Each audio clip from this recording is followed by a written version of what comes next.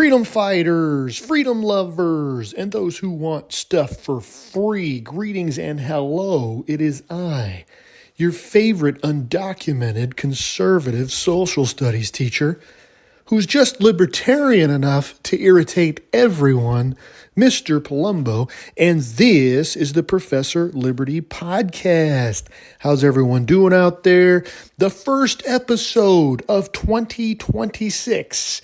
I'm shooting out from the gate here, folks. If you remember last year, I didn't even get a podcast until February. So here we are a couple days into January, and I'm already throwing out a podcast for you. And boy, is it a banger. If you'd like to email the show, the email is professorliberty1776@gmail.com. That's professorliberty1776@gmail.com. Send me your ideas, manifestations, abbreviations, coordinations, and that's spelled with two O's, by the way, evaporations and imaginations. Whatever your little heart desires, please don't hesitate to send me something. Oftentimes, your comments and emails spark ideas for podcast episodes. Today, we are going to dive deep, really deep, into Western civilization dynamics. We're going to look at an ancient empire that arose out of the rubble and smoke of the Roman Empire. An empire that doesn't get as much attention as the one it replaced, but one that I think historians and political scientists should examine as a blueprint for where the United States may be headed. Did I spark your curiosity yet? Now, before we talk about empires and republics and the future of the United States, it helps to start with the basics. During the show, I'm going to mention a term called nation state. And for those of you who aren't political or you're not history nerds, I want to define the term nation state for you. Okay? According to the Oxford Dictionary, a nation state is, quote, a sovereign state whose citizens or subjects are relatively homogeneous in factors such as language or common descent, unquote. Now, what does homogeneous mean? Homogeneous means very much alike. Now, at its core, a nation state rests on four elements. And this is the same lesson that my kids get in government class. When I taught international affairs, this is the same lecture that they would receive. But a nation state rests on four elements. So to be considered a successful nation state or country, right? We have things called failed states. Somalia would be one of those, just for a little side note. To be a successful country, you have to have, in no particular order, defined territory. Number two, a permanent population. People who live within the borders and recognize them as home. Number three, a governing authority. You have to have some form of government. And four, you have to have sovereignty. What that means is you have complete control over what happens within your borders. There's also a fifth, often unspoken element, and that is a shared sense of identity. A nation-state functions more smoothly when its people feel connected culturally, historically, and emotionally. But here's the nuance. Not all countries today are nation-states. Many are deeply diverse, multilingual, multi-ethnic, multi-religious. Countries like India, Belgium, Canada, and even the United States contain multiple identities under a single government. They are sovereign countries in law, but in practice, unity often depends on negotiation and pluralism rather than a single national culture. In other words, a nation-state is the idealized modern conception of a country. But in reality, especially with today and mass immigration and lack of assimilation, things are getting pretty messy. And that brings us to an empire most people hardly hear of, the Holy Roman Empire. When people hear the phrase Holy Roman Empire, they often remember Voltaire's joke that it was neither holy nor Roman nor an empire. But that line obscures the more important point. Many historians, and it says this in the history books, they jot down Holy Roman Empire was a failure. Well, it lasted a long time. It was one of the longest running political experiments in history. It was an attempt to govern a deeply diverse population without collapsing or falling into constant civil war, which often happens. And this is why it's worth asking a serious question on this podcast. Is the United States drifting towards something structurally similar to the Holy Roman Empire? Now, before we dive further into the future of the United States, I want to give credit where credit is due. This episode was inspired in large part by a political commentator on Blaze. His name is Auron MacIntyre. He did an interview with Tucker a few months back, and ever since I heard that interview, a lot of things started moving around in the old noggin. And a lot of his takes make sense to me personally. MacIntyre argues that modern liberal democracies are not genuine popular governments, but just facades for oligarchic rule by the managerial class. A philosopher, James Burnham, also writes about this. But MacIntyre's main argument on the Tucker podcast anyway was that we don't really live in these mass democracies. And these democracies don't really constrain power. In fact, it enables expansion through the constant bureaucratic growth. So think of things like COVID-19 lockdowns, all the liberties that were trampled upon during that. Think about the manipulation of public opinion versus through the media and through censorship. He calls this a total state, a decentralized form of tyranny that is unaccountable. And folks, this is why we vote and we vote and we vote, and nothing ever seems to change. Nothing ever seems to get better. No one is ever held to account. Folks like MacIntyre would say that's because the democracy is just the facade. What's really running the country is the empire, or what I like to say, the machinations of empire. I just like that word, machinations. Anyway, so for example, let's talk elections. MacIntyre would say elections are just illusionary choices. The real power resides in the administrative state, the media, academia, and of course, the military-industrial complex. Now, MacIntyre also talks a lot about demographics. And you can go to his podcast, the Auron MacIntyre Show, and it's pretty cerebral, folks. So it's not for the faint-hearted, and it's not for the casual listener. It's very, let's just say, philosophical and political science heavy. But anyway, he had an episode on there talking about the Constitution isn't for everyone. And his point was that the Constitution was written so many years ago for a specific group of people. And as the country changes and as the demographics change, that Constitution becomes more and more constrained.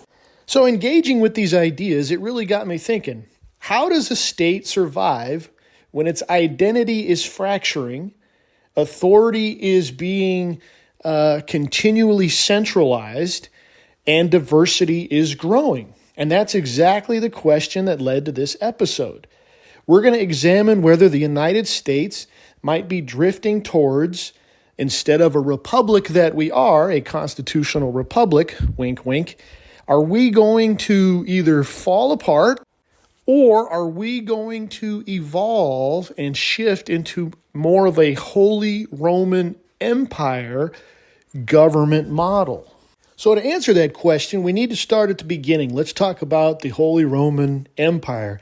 And most of what I'm going to share comes straight out of any typical American high school world history textbook. So this is pretty much what you'll learn in high school if you were paying attention and you weren't on your phone. The Holy Roman Empire was born in the year 800 when Charlemagne was crowned emperor by the Pope.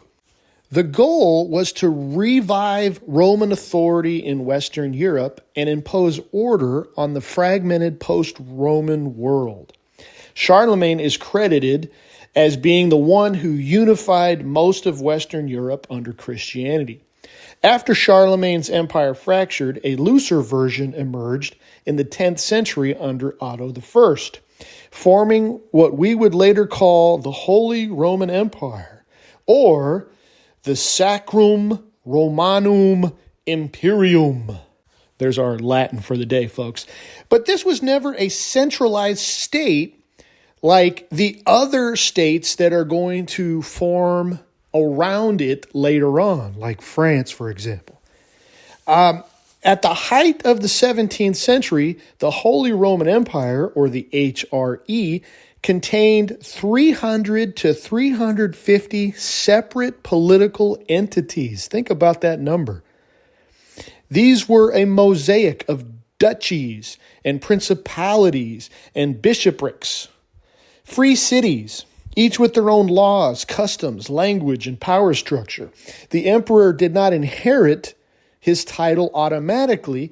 He was elected by powerful regional governors. Doesn't this kind of sound like how the United States president is elected today? Because these emperors were elected, they ruled by persuasion and compromise rather than pure command. Even strong figures like Frederick Barbarossa or Charles V spent enormous energy balancing rival elites, regional interests, and religious factions. Authority flowed upward reluctantly, so think like, in our case, from the states to the feds, and local rulers retained real power. You guys, in many ways, the Holy Roman Empire was like a proto-federal state, a patchwork of hundreds of semi-independent territories negotiating authority under an emperor whose power was more symbolic than absolute. Think about it. Each prince ruled like a mini state, like small s state, like what we have, right? So think like governors, but more powerful. Now, the pros to this system was the empire was unusually tolerant and flexible. But the downsides were it was very slow, inconsistent, and often paralyzed. And let me pause there real quick, boys and girls, ladies and gentlemen. I tell the government kids every year, there's two things going on with our government. Number one, it was designed to be cumbersome and slow. Okay, so, nothing ever gets done. That's what the founders wanted. They wanted things to take time because every law is a trampling of some kind on freedom, right? But it's for your own good. You should wear seatbelts. Well, now you've taken away my choice whether I want to wear a seatbelt or not. Anyway, there's a tangent. I only have so much time. All right. Number two, especially in modern world today, like the 21st century, the reason our government never gets anything done, there's a bunch of reasons, but we have all of these diverse competing ideas of just what the government is supposed to do. So that takes even more time because we don't have a shared identity anymore. That takes even more time to get anything done, or things might not get done at all. Now compare that to an absolute king. So think France back in these days, or think of like a communist dictator like President Xi. He can just say, I want a freeway right here. I want to build a dam right here. And there's no debate. There's no checks and balances, and things get done very quickly. Obviously, what's the downside to that? There are no considerations for personal liberty whatsoever. All right, back to the Holy Roman Empire. The glaring weakness of this diversity was shown very explicitly in the Protestant Reformation. As religious unity shattered, the Holy Roman Emperor lacked the authority to enforce a single settlement. The result was a century of tension that culminated in the 30 Years' War, one of the most destructive conflicts in European history. Now, the empire will survive, but only when it conceded something crucial. Now, the Peace of Westphalia in 1648 effectively accepted that the empire could not impose a uniform religion or governance. Territories gained the right to determine their own international affairs, and then from that patchwork, the Holy Roman Empire functioned less like an empire and more like a legal framework. And so the Holy Roman Empire is going to be left weakened after the 30 Years' War. And as Europe is going to enter the age of the nation state with absolute monarchies, the empire began to fall behind. France, Britain, and later Prussia had centralized taxation. They had developed professional bureaucracies. They raised standing armies, and they projected power decisively. The king can just do whatever he wants. Remember what we just said earlier. The Holy Roman Empire couldn't do any of that. Every reform required consensus. Every military effort required cooperation. Every emperor had to worry about alienating the very elites who legitimized his rule. And I want you to remember this when we get to immigration in the United States today. And then came nationalism. By the late 18th century and early 19th century, political legitimacy shifted from dynasties and religion to a shared language, culture, and national identity. Napoleon is going to exploit this ruthlessly, and from pressure from the outside and the inside, the last Holy Roman Emperor abdicated and the empire dissolved. Not in chaos, but almost just kind of quietly. It didn't collapse. It was outpaced. It was overshadowed. It was outmaneuvered. Now let's fast forward to the United States. The United States is not the Holy Roman Empire. It has a written constitution. It has a strong tradition of popular sovereignty. And it has a historically powerful central government. But the comparison isn't about medieval titles or borders. It's about large political systems and how do they manage diversity. And what do they sacrifice in order to do so? For much of its history, the United States, despite some internal differences, functioned as a nation state with a mostly homogeneous population. The country has been shaped largely by European ancestry. It's been predominantly Protestant, and it has shared a civic mythology. Now, that doesn't necessarily mean everything has been hunky-dory and everything has been efficient and the government hasn't trampled on individual rights or misplaced funds. That's not what we're talking about here. The question I'm proposing is, as the country becomes more and more fractured, more and more diverse, will the country remain a constitutional republic, or will it transform into something else? Some kind of Holy Roman Empire where little enclaves get to do whatever they want in America, and then we have a president or we have a central government that tries to hold things together nationwide. Today, major American cities are among the most diverse places on earth, and that diversity increasingly is reflected in political power.